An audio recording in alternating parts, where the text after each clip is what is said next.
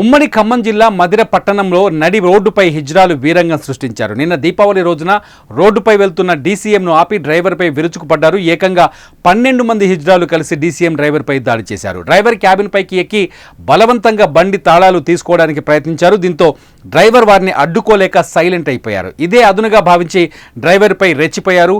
మద్యం మత్తులో వాహనదారులను ఆపేసి దౌర్జన్యంగా పైసలు వసూలు చేశారు.